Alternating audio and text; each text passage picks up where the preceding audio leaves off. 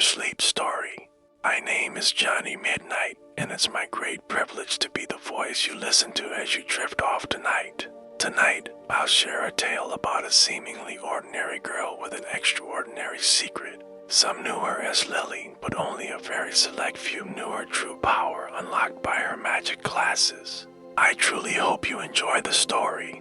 If you wish the video to conclude at a specific moment, YouTube provides a timer option in its settings. Some called her Lily, but others and by others, I mean only a very select few people in all of history knew her as the girl with magic glasses. She moved from frame to frame. The shop was softly lit by the last of the day's light, and she felt utterly present and at one with the lenses. The soft lighting cast gentle reflections, making the glass seem deeper, more alive. Only those who knew what to ask for could enter this sacred place. Inside, rare crystals, Lily's closest kept secrets thrived under her careful shaping. A moonstone lens released its shimmering insights into the air. Beside it, an ancient obsidian shard stretched its clarity into the light. The door creaked open to reveal a small old woman, her umbrella dripping from the light rain outside, a whereupon shawl wrapped tightly around her shoulders. In her eyes there was a look of determination, or perhaps weariness, that spoke of someone in dire need of clear sight. She studied the old woman for a moment, taking in her slightly stooped posture and the tired lines etched on her face. "My grandmother told me when I was but a girl," she said. She said there was a girl in a spectacle shop who could craft clarity in a frame. This space was cozy, intimate, lit by the soft glow of lanterns hanging from the low ceiling.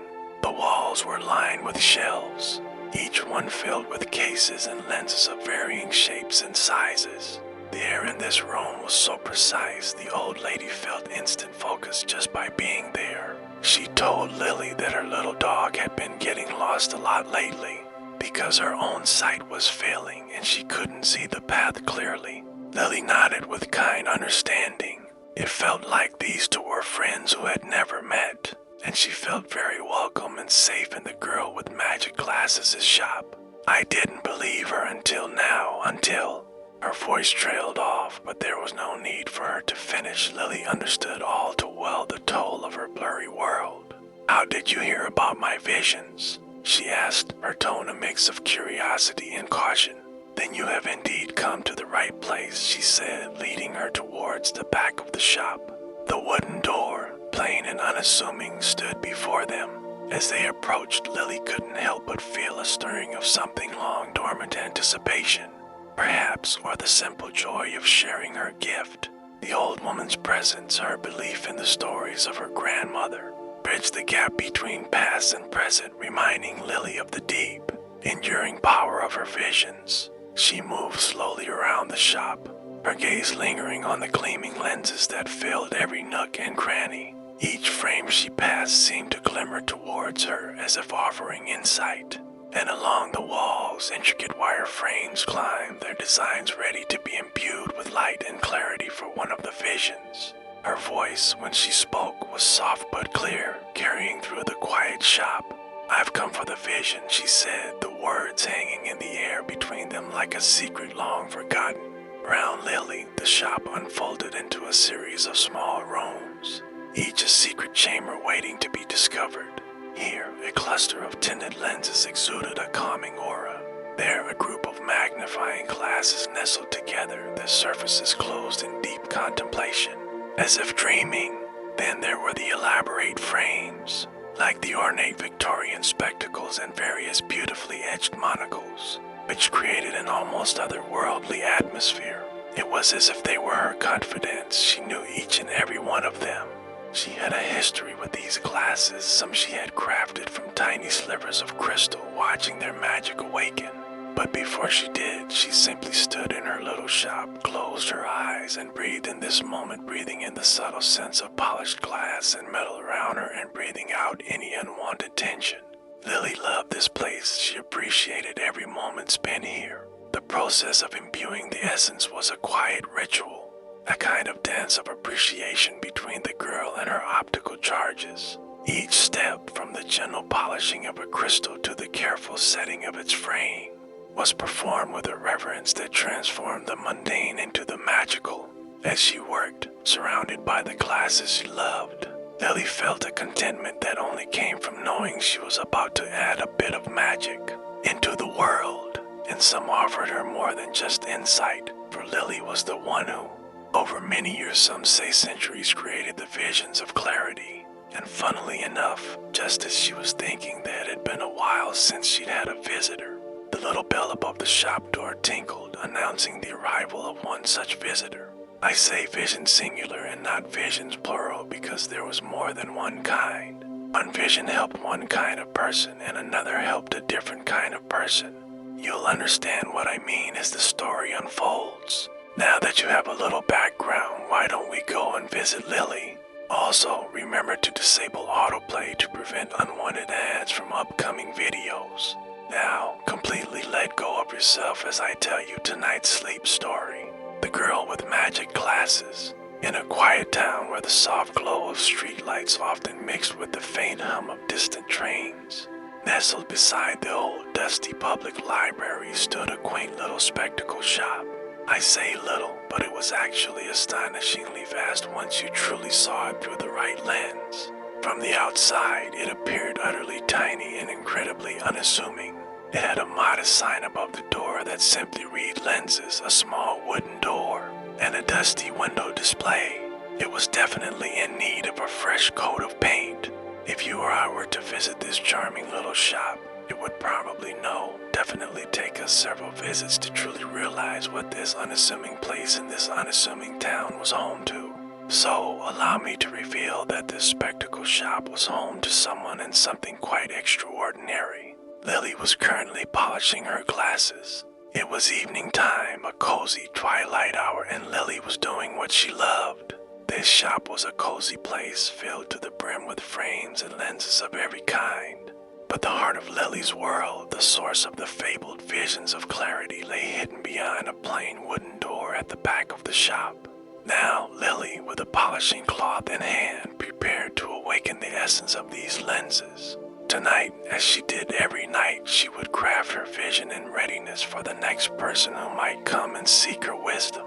Lily looked up from her work, a mixture of surprise and curiosity lighting up her face. After a few moments of silent wandering, she approached Lily. Lily's surprise was palpable. Many years had passed since anyone last came seeking one of the visions of clarity. She smiled, a faint, wistful thing that didn't quite reach her weary eyes. Nodding slowly, she gestured for her to follow her. She pushed the door open, revealing the room beyond. In the center of the room stood a small wooden table, its surface worn smooth by years of use. Beside it, a pair of comfortable chairs invited them to sit to share in the ritual of the vision preparation. Lily guided the woman to one of the chairs, offering her a seat with a kind smile. She passed them to the woman, her eyes meeting hers. "Take these," she said, "and may they bring you the clarity you seek." "I've heard you're some kind of a master of sight," the young artist said. "I need something to help me see deeper. My day is when my inspiration comes alive, when my best work comes to life, but my vision, it gets muddled, and I can't afford to lose the clarity when it strikes."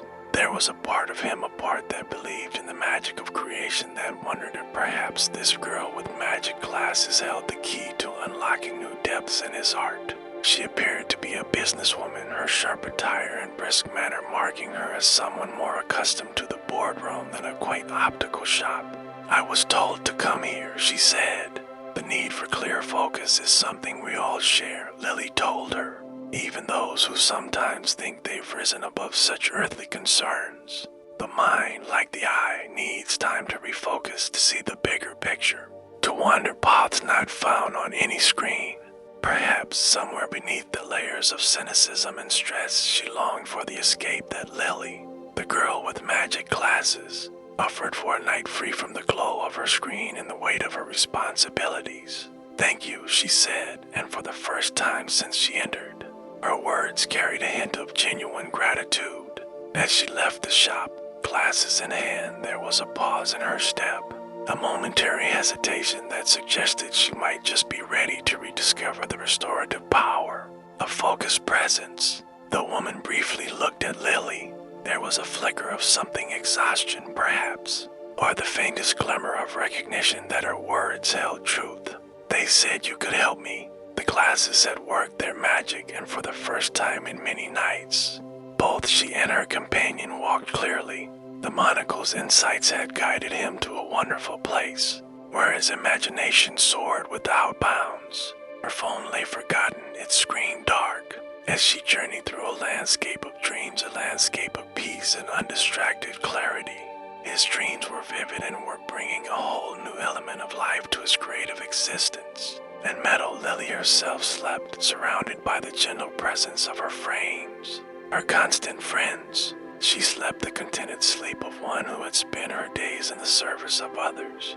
Her dreams were simple reflections of the quiet joy she found in her daily and nightly communion with the world of sight and all of her friends, the glasses. In her dreams, she traversed sunlit paths, her steps light, her heart unburdened by the blurriness of confused nights. The woman sat down, still occasionally glancing at her phone, but the cozy room seemed to quiet her, and she began to notice what was around her. The beauty and calm of this place were starting to show her another path. She breathed in this moment, in and out. She seemed lost and in need of focus. Even as she stepped inside, her eyes remained glued to the screen of her phone, fingers swiping incessantly. Lily observed her from her place among the frames, noting the way she barely glanced at the gleaming lenses surrounding her. Her attention was captured entirely by the digital world in her hands.